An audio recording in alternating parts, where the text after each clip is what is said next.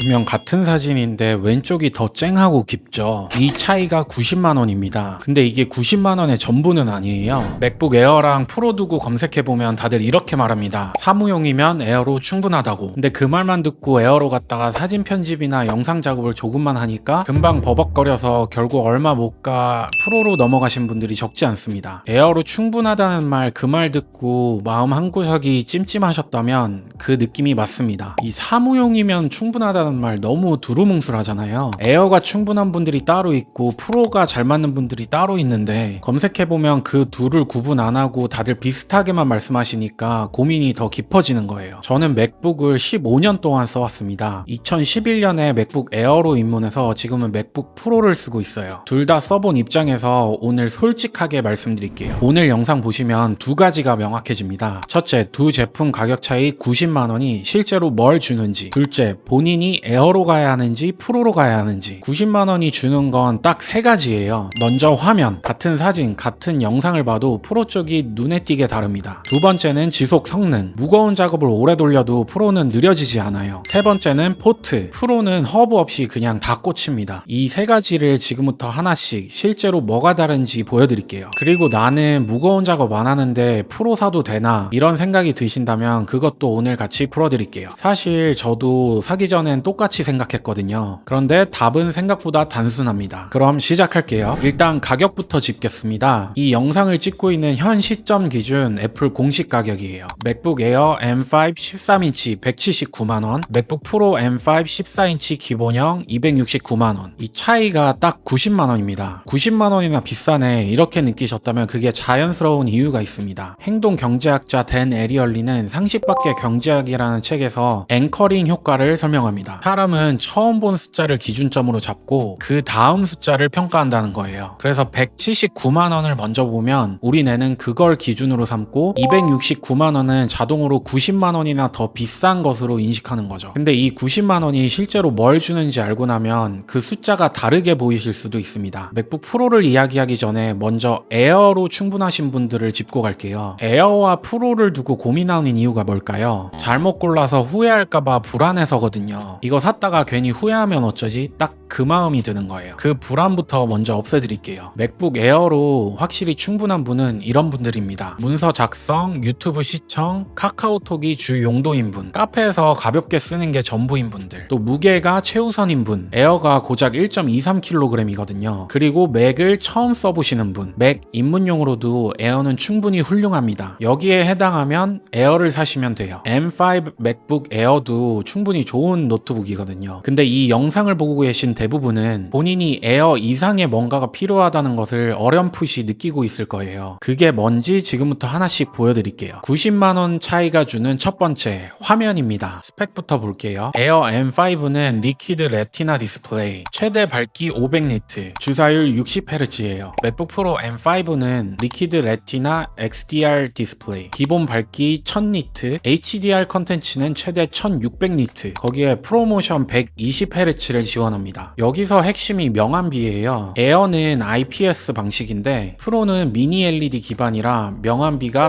100만 대 1입니다. 이게 무슨 말이냐면 화면에서 까만 부분이 진짜로 까맣게 떨어진다는 뜻이에요. 세 가지 상황으로 보여드릴게요. 첫째, 사진이나 영상을 볼 때 아이폰으로 찍은 HDR 사진을 프로 화면으로 보면 색이 풍부하고 어두운 부분에 디테일이 살아있어요. 같은 걸 에어에서 보면 약간 납작하고 뿌옇게 보입니다. 넷플릭스에서 어두운 장면이 많은 영화를 틀어놓고 보면 차이가 확 와요. 프로는 밤하늘이나 그림자 속 어두운 부분까지 디테일이 살아있는데 에어는 그 부분이 뭉개져서 회색처럼 떠 보이거든요. 사진을 보정하는 분이라면 에어에서 맞춘 색이랑 프로에서 보는 색이 달라서 다시 만지게 되는 경우가 생깁니다. 처음엔 잘 모르는데 프로 화면을 한번 보고 나면 에어로 돌아가기가 힘들어져요. 둘째, 하루 종일 화면을 볼 때 60Hz랑 120Hz는 스크롤할 때 차이가 납니다. 숫자가 2배인 만큼 실제로 더 부드러워요. 저처럼 화면을 하루 8시간씩 보는 사람은 눈 피로도가 크잖아요. 당장은 잘 몰라도 한두 달 지나면 체감이 크게 옵니다. 셋째, 밝은 야외나 카페에서 쓸 때 에어는 최대 500니트, 프로는 야외에서 최대 1000니트까지 올라갑니다. 햇볕이 드는 야외나 채광이 좋은 카페에서 화면이 잘 보이느냐 안 보이냐로 갈려요. 특히 크리에이터, 디자이너, 영상 편집하는 분들 분들한테는 이 화면 차이가 결과물 색감 판단에 직접적인 영향을 줍니다. 화면에서 정확히 보여야 정확하게 작업을 할 수 있으니까요. 90만 원이 주는 두 번째, 발열과 지속 성능입니다. 맥북 에어는 요새 팬이 없이 나와요. 처음 들으면 장점 같죠. 조용하고 가벼우니까요. 근데 팬이 없다는 건 열을 식힐 방법이 없다는 거예요. 무거운 작업을 오래 하다 보면 온도가 올라가고 그러면 CPU가 스스로 성능을 줄여버립니다. 이걸 스로틀링이라고 해요. 뜨거워지니까 스스로 일을 줄여버리는 거죠. 반면 프로는 팬이 있어서 열을 계속 밖으로 내보냅니다. 그래서 같은 작업을 1시간을 하던 3시간을 하던 성능을 계속 유지해요. 저는 맥북으로 무거운 작업은 안 할 건데요.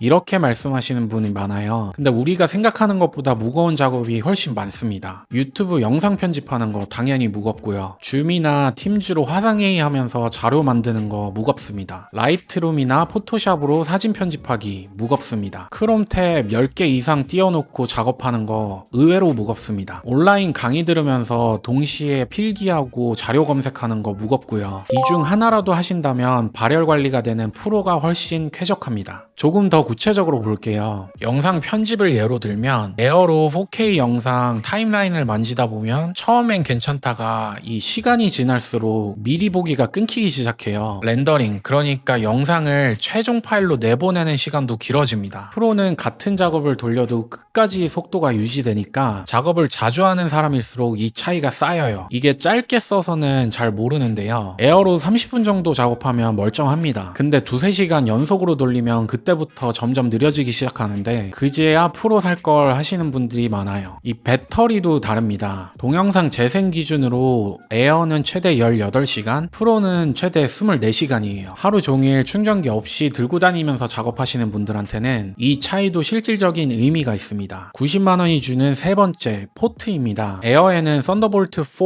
포트가 2개 있어요. 프로에는 썬더볼트 4 포트 3개에 HDMI 포트 하나, SD 카드 슬롯 하나, 맥세이프 충전 포트까지 따로 달려 있습니다. 그럼 허브 사면 되는 거 아닌가요? 맞습니다. 됩니다. 저도 처음엔 그렇게 생각했어요. 근데 실제로 써보면 이야기가 다릅니다. 허브를 꽂았다 뺐다 하는 게 생각보다 귀찮거든요. 어디 갈 때마다 챙기는 것도 번거롭고요. 카페에서 작업하고 집에 와서 모니터에 허브 꽂고 연결하고 나갈 때는 또 다시 빼야 해요. 이거를 하루 2번씩만 해도 1년이면 700번이잖아요. 게다가 성능 좀 좋다는 허브는 10만 원이 넘습니다. 90만 원 차이에서 허브 값을 빼면 실질적인 가격 차이는 더 좁혀지고요. 내장 포트 유무가 주는 차이는 생각보다 큽니다. 카메라 쓰시는 분은 SD카드를 바로 꽂아서 사진을 옮길 수 있고 강의나 회의에서 빔이나 모니터에 연결할 때 HDMI 포트에 바로 꽂을 수 있어서 편리해요. 허브 챙겼는지 가방을 뒤질 일도 인식이 안 돼서 당황할 일도 없습니다. 외장 모니터 쓰시는 분, 카메라로 찍고 파일 자주 옮기시는 분, 여러 장비를 동시에 연결하는 분, 이런 분들한테는 처음부터 다 내장된 프로가 훨씬 더 잘 맞아요. 여기에 하나 더, 프로는 SSD, 그러니까 저장 장치 속도가 이전 세대에 비해 2배나 더 빨라졌어요. 용량 큰 영상 파일 불러와서 저장할 때 이 속도가 그대로 체감됩니다. 큰 파일을 자주 다루는 분들이실수록 이 차이가 쌓여서 작업 시간을 줄여줘요. 그렇다고 프로가 무조건 다 이기는 건 아니에요. 에어가 분명히 나은 점도 있습니다. 무게가 1.23kg으로 프로 14인치보다 300g이 넘게 가볍습니다. 매일 들고 다니는 분들한테는 이 300g의 차이가 생각보다 커요. 무선 연결도 에어가 최신이고요. 에어 M5는 와이파이 7을 지원하는데 기본형 맥북 프로 M5는 와이파이 6E입니다. 이 부분은 오히려 에어가 한 발 앞서가요. 그리고 가격 90만 원은 분명히 큰 돈입니다. 그래서 무게가 최우선이거나 방금 말씀드린 세 가지가 본인한테 와닿지 않는다면 에어가 맞는 선택이에요. 저는 맥북 프로를 팔려고 이 영상을 만든 게 아니라 본인한테 뭐가 맞는지 알려드리려고 하는 거니까요. 자, 이제 완전히 제 개인적인 이야기입니다. 뇌피셜이에요. 저는 2011년 처음 맥북을 샀어요. 벌써 15년 전이죠. 그때 산 게 맥북 에어였습니다. 저도 그때 딱 이렇게 생각했거든요. 나는 무거운 작업할 일 없으니까 에어면 충분하지. 문서 쓰고 인터넷 하고 영상 보고 딱 그 정도라고 생각했어요. 근데 막상 쓰다 보니까 유튜브 영상 하나 틀거나 간단한 편집만 시작해도 팬이 돌면서 소음이 크게 났어요. 그때 알았습니다. 아, 내가 가볍다고 생각한 작업이 생각보다 가볍지 않았구나. 내가 내 작업을 과소평가하고 있었구나. 그 뒤로도 사실 저는 몇 번이고 가격 때문에 에어로 돌아갔어요. 이번엔 진짜 가볍게만 쓸 거라고. 근데 맥북을 교체할 때마다 똑같은 이유로 후회하게 되더라고요. 그러다가 처음으로 프로를 샀는데 그 뒤로는 다시 에어로 돌아가고 싶은 마음이 안 들었습니다. 그래서 드리고 싶은 말은 이거예요. 나는 무거운 작업 안 한다고 생각하는 분일수록 본인이 실제로 뭘 하는지 자세히 들여다보셨으면 좋겠어요. 저처럼 과소평가하고 있을 수 있거든요. 그래서 제 결론은 이렇습니다. 그 무게를 들고 다닐 수 있고 그 가격을 낼 여력이 있다면 프로를 선택 안 할 이유는 없다고 봐요. 에어와 프로를 두고 실질적인 걸림돌은 딱 두 가지예요. 무게와 가격. 화면이 더 좋다는 건 무조건 좋은 거고 발열 관리가 되는 것도, 포트가 더 많은 것도 무조건 더 장점입니다. 그러면 결국 그 무게를 내가 감당할 수 있냐, 그 가격을 내가 지불할 수 있냐, 이 두 가지만 남습니다. 하나만 더 말씀드릴게요. 처음 살 때 내가 가진 예산을 조금 넘더라도 프로를 사는 게 맞을 수 있어요. 에어를 쓰다가 나중에 프로로 넘어가면 에어를 중고로 팔고 프로를 사느라 돈이 두 번 나가게 됩니다. 처음부터 프로 하나를 사면 길게 봤을 때 오히려 더 합리적이에요. 물론 예외는 있습니다. 금액이 도저히 안 맞으면 에어가 맞고 프로가 확실히 오버스펙이라면 에어가 맞습니다. 맥을 처음 시작하는 분들이라면 에어를 사셔도 충분히 훌륭한 선택입니다. 오늘 딱 정해보세요. 에어 M5 179만원, 프로 M5 14인치 269만원. 90만원 차이가 주는 건 세 가지. 첫째, 더 좋은 화면. 둘째, 지속 성능. 셋째, 포트. 에어로 충분하신 분들은 에어를 사시고 이 중 하나라도 마음에 걸리신다면 저는 맥북 프로를 권합니다. 사실 방금 말씀드린 세 가지 다 따질 필요도 없어요. 본인한테 딱 하나만 물어보시면 됩니다. 나는 이 맥북으로 작업을 할 사람인가? 자료 화면 잔뜩 띄워놓고 하는 일이든 뭐든 작업이라는 걸 할 거라면 답은 프로 쪽으로 기울입니다. 그 한 가지가 결국 화면도 포트도 발열도 다 끌고 오는 것이거든요. 근데 프로로 마음이 기울어도 마지막에 발목을 딱 잡는 것은 가격이죠. 269만원. 적은 돈이 아닙니다. 그리고 이 269만원은 애플 공식 가격이에요. 실제로 어디서 사시냐에 따라서 가격은 또 달라집니다. 카드 할인이나 판매처에 따라 공식 가격보다 더 낮게 사실 수도 있어요. 그래서 프로 M5로 마음을 결정하셨다면 결제하시기 전에 지금 가격이 얼마인지 먼저 확인부터 해보세요. 맥북 프로 M5 14인치 최저가 가격을 확인하실 수 있는 링크를 더보기 설명란과 고정 댓글에 링크 하나를 올려놨습니다. 지금 그 링크를 클릭하셔서 현재 가격을 확인하시면 됩니다. 막상 가격을 눈으로 보고 나시면 살지 말지 더 빨리 결정하실 수 있을 거예요. 만약 프로 안에서 뭘 골라야 할지,